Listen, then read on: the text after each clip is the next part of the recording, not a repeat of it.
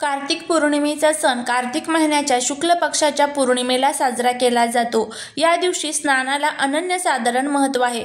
आपण जाणून घेणार आहोत की कार्तिक महिन्यामध्ये स्नानाची आणि दानाची शुभ वेळ आणि त्याचबरोबर पूजा पद्धती, त्याचबरोबर या कार्तिक त्रिपुरारी पौर्णिमेच्या दिवशी आपल्याला काही उपाय करायचे आहेत त्याबद्दलची संपूर्ण माहिती। हिंदू धर्मात पौर्णिमा तिथीला अनन्यसाधारण महत्त्व आहे।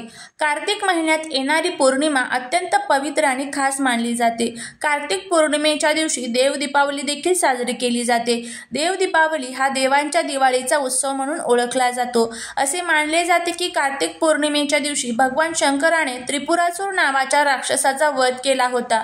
त्रिपुरासुराचा अंत झाल्याच्या आनंदात देवांनी संपूर्ण स्वर्ग दिव्यांनी उजळून टाकला। त्याला देव दीपावलीचे स्वरूप देण्यात आले, म्हणून कार्तिक पौर्णिमेला त्रिपुरारी पौर्णिमा किंवा त्रिपुर पौर्णिमा असे देखील म्हणतात। कार्तिक पौर्णिमेच्या तिथीचा प्रारंभ हा 15 नोव्हेंबर 2024 रोजी सकाळी 6:19 सुरू होईल आणि दुसऱ्या दिवशी 16 नोव्हेंबर 2024 रोजी रात्री 2:28 पर्यंत असणार आहे। कार्तिक पौर्णिमेचे व्रत हे आपल्याला 15 नोव्हेंबर 2024 रोजी पाळायचे आहे आणि त्यानंतर आपल्याला कार्तिक पौर्णिमेच्या दिवशी स्नानाचा जो शुभ मुहूर्त आहे तर त्याची आपण माहिती घेऊया। कार्तिक पौर्णिमेच्या दिवशी पहाटे 4:55 पासून ते 5:51 पर्यंत स्नानाचा अतिशय शुभ योग आहे। या काळामध्ये तुम्ही अंघोळ करायची आहे। या दिवशी सत्यनारायणाच्या पूजेचा शुभ वेळ ही सकाळी 6:44 पासून ते 10:45 पर्यंत असणार आहे। कार्तिक पौर्णिमेच्या दिवशी लक्ष्मी पूजन अत्यंत शुभ मानले जाते। या दिवशी लक्ष्मी पूजनाचा शुभ मुहूर्त हा रात्री 11:39 पासून ते 12:33 पर्यंत असणार आहे। कार्तिक पौर्णिमेच्या दिवशी भद्राची सावली आहे, त्यामुळे भद्रा काळात आणि राहू काळात कोणतेही शुभ कार्य करू नये। त्यानंतर अनेक भाविक कार्तिक स्नान करतात, म्हणजेच ब्रह्ममुहूर्तात दररोज सूर्योदयापूर्वी पवित्र नदीत स्नान करतात। जर नदीत आंघोळ करणं शक्य नसेल तर तुम्ही घरीही करू शकतात। कार्तिक स्नान शरद पौर्णिमेपासून सुरू होते आणि कार्तिक पौर्णिमेला संपते। कार्तिक पौर्णिमेच्या दिवशी दीपदानाचे विशेष महत्त्व आहे। असे मानले जाते की या दिवशी देवी लक्ष्मीची विधिवत पूजा केल्याने अमोघ पुण्य प्राप्त होते। या दिवशी तुळशीची पूजा केल्यास विशेष शुभ फळ प्राप्त होत असते।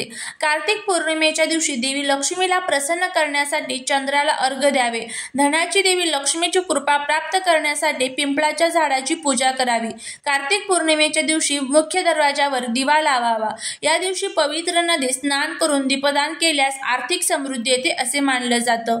कार्तिक महिन्याला शास्त्रात पुण्य महिना असेही म्हणतात।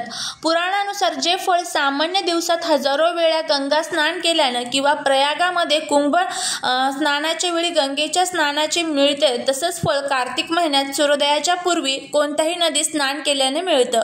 शास्त्रानुसार कार्तिक महिन्यात स्नानाची सुरुवात ही शरद पौर्णिमेपासून होते आणि ती कार्तिक पौर्णिमेला संपत असते। पद्मपुराणानुसार सूर्योदयाच्या पूर्वी स्नान करून धूप दीप लावून भगवान विष्णूंची पूजा जो करतो ती भगवान विष्णूंना व्यक्ती अतिशय प्रिय असते। पद्मपुराणाच्या कथेनुसार कार्तिक स्नान आणि पूजेच्या पुण्याने सत्यभामाला श्रीकृष्ण यांची पत्नी होण्याचे सौभाग्य मिळाले होते। हा महिना धार्मिक कार्यांसाठी अत्यंत उत्तम मानला जातो। पवित्र नद्यांमध्ये स्नान करणं श्रेष्ठ मानलं जातं। भाविक लोक गंगेत यमुनेत दररोज सकाळी आंघोळ करतात। जे लोक सकाळी नदीमध्ये स्नान करू शकत नाही तर ते सकाळी आपल्या घरात स्नान करून पूजा करू शकतात। कार्तिक महिन्यात शिव, चंडी, सूर्य आणि इतर देवांच्या देवळात दिवे लावायचे आणि उजेड करण्याचे महत्त्व आहे।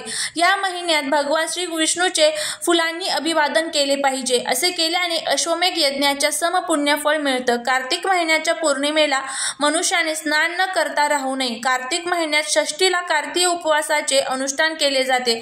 स्वामी कार्तिकी यांचे आराध्य आहेत। या दिवशी आपल्या क्षमतेनुसार दान करावे। हे दान एखाद्या गरजूला द्यावं। कार्तिक महिन्यात पुष्कर, कुरुक्षेत्र आणि वाराणसी तीर्थक्षेत्रांना स्नान आणि दानासाठी अत्यंत विशेष महत्त्व आहे।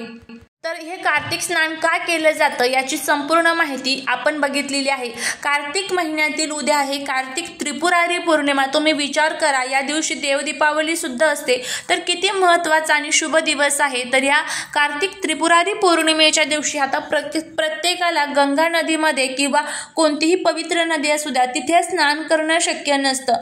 त्यामुळे आपल्याला आपल्याच घराच्या आंघोळीच्या पाण्यामध्ये काही वस्तू टाकून आंघोळ करायची आहे, जेणेकरून आपल्या जीवनात जीवनामध्ये जो काही त्रास, दुःख, दोष, दारिद्र्य, अडचणी आहेत तर त्या दूर होतील आणि भगवान विष्णूंची आपल्यावरती कृपा प्राप्त होईल. माता लक्ष्मी आणि भगवान विष्णूंना प्रसन्न करण्यासाठी आपल्याला हा उपाय करायचा आहे. बघा, ज्या वेळेस आपण एखादा उपाय करतो तर त्यावरती आपला पूर्ण विश्वास, भक्ती आणि श्रद्धा असणं तितकंच महत्त्वाचं आहे. तर आता हा उपाय कशा पद्धतीने करायचा याची संपूर्ण माहिती आजच्या व्हिडिओमध्ये आपण घेणार आहोत. त्यामुळे व्हिडिओ स्किप न करता शेवटपर्यंत नक्की बघा, जेणेकरून संपूर्ण माहिती अगदी व्यवस्थितपणे तुम्हाला मिळेल आणि तुम्ही एक पण व्हिडिओ मिस करणार नाही. त्याचबरोबर कमेंटमध्ये श्री स्वामी समर्थ लिहिला अजिबात विसरू नका. तर उद्या तुम्हाला ब्रह्ममुहूर्तामध्ये उठायचं आहे. सकाळी लवकर उठा. उद्याचा एक दिवस तरी आपल्याला ब्रह्ममुहूर्तामध्ये उठून आंघोळ करायची आहे. उठल्याबरोबर भगवान विष्णू आणि माता लक्ष्मी यांचं स्मरण करायचं आहे आणि त्यानंतर तुम्हाला आंघोळीसाठी जायचं आहे. आंघोळीसाठी जात असताना तुम्ही त्या आंघोळीच्या पाण्यामध्ये आपल्याला काही वस्तू टाकायच्या आहेत, जेणेकरून ते जे पाणी आहे तर ते गंगेसमान पवित्र होईल. किंवा त्याचबरोबर आपल्या जीवनामध्ये ज्या काही नकारात्मकता, वास्तुदोष, पितृदोष, दारिद्र्य आणि ग्रहदोष आहे तर ते दूर होईल. अशी काही लोक असतात ना, तर त्या लोकांना आपली झालेली प्रगती ही अजिबातच बघवत नाही आणि त्यामुळे काय होतं की तो जो काही शत्रुपीडेचा त्रास आहे तर तो आपल्याला जाणवतो. अमावास्या असेल, पौर्णिमा असेल, त्यावेळेस तुम्ही बघा की आपल्या घरामध्ये कटकट, भांडण, वादिवाद हे खूप मोठ्या प्रमाणामध्ये आपल्याला जाणवत असतात. तर त्यासाठीच आपल्याला हे उपाय करणं तितकंच गरजेचं आहे. तर आता तुम्हाला सकाळी आंघोळीच्या पाण्यामध्ये काय टाकायचं आहे, तर सर्वात प्रथम गंगाजल तर आपल्याला लागणारच आहे. गंगाजल तुमच्याकडे नसेल तर एक छोटीशी गंगाजलची बॉटल भेटते तर ती तुम्ही घेऊन यायची आहे आणि 1 चमचा गंगाजल तुम्हाला त्या पाण्यामध्ये टाकायचं आहे. गुलाबाचं अत्तर तुम्हाला त्या पाण्यामध्ये टाकायचं आहे. थोडीशी तुरटी तुम्हाला त्यामध्ये टाकायची आहे आणि 1 लवंग तुम्हाला त्यामध्ये टाकायचे आहे. तर अशा पद्धतीने हे 3 ते 4 वस्तू तुम्हाला त्या आंघोळीच्या पाण्यामध्ये टाकायच्या आहेत आणि आंघोळीच्या पाण्यामध्ये टाकल्यानंतर तुम्हाला त्याने आंघोळ करायची आहे. आंघोळ करत असताना तुम्हाला जो आंघोळीचा मंत्र आहे, मी बऱ्याच वेळेस तुम्हाला बऱ्याचशा व्हिडिओमध्ये सांगितलेला देखील आहे, तर तो मंत्र तुम्हाला म्हणायचा आहे आणि त्यानंतर तो मंत्र जर तुम्हाला माहीत नसेल तर तुम्ही ओम नमो भगवते वासुदेवाय या मंत्राचा सुद्धा जप करू शकता. तर अशा पद्धतीने आपल्याला हा जो उपाय आहे तर तो करायचा आहे. तर तुम्ही करून बघा, नक्की तुम्हाला त्याचा फायदा होईल. एखादा उपाय ज्या वेळेस आपण करतो ना तर त्यावरती आपला विश्वास असणं तितकंच गरजेचं आहे. आता ह्या ज्या वस्तू आहेत तर त्या आंघोळ करत असताना ज्या वेळेस आपले पूर्वज असतात तर त्यांचं स्मरण सुद्धा आपल्याला करायचं आहे. आंघोळ झाल्यानंतर ह्या वस्तू तुम्ही निर्माल्यामध्ये सुद्धा टाकून देऊ शकता. म्हणजे लवंग जी आहे तर ती तुम्ही निर्माल्यात टाकून देऊ शकता. बाकीच्या वस्तू ज्या आहेत तर त्या पाण्यामध्ये तर आपोआपच वाहून जाणार आहे. तर अशा पद्धतीने आपल्याला हा जो उपाय आहे तर तो करायचा आहे. तर नक्की करून बघा, नक्कीच तुम्हाला त्याचा फायदा होईल. त्याचबरोबर हा व्हिडिओ तुम्ही तुमच्या फ्रेंड्स आणि फॅमिली बरोबर नक्की शेअर करा, जेणेकरून त्यांना सुद्धा या गोष्टीचा फायदा होईल. चालेली सेवा ही महाराजांच्या चरणी रुजू करते. व्हिडिओ जर आवडला असेल तर लाईक, शेअर आणि सबस्क्राईब करायला विसरू नका. भेटूया पुढच्या एका छानशा नवीन व्हिडिओ सोबत, एका नवीन माहिती सोबत. श्री स्वामी समर्थ.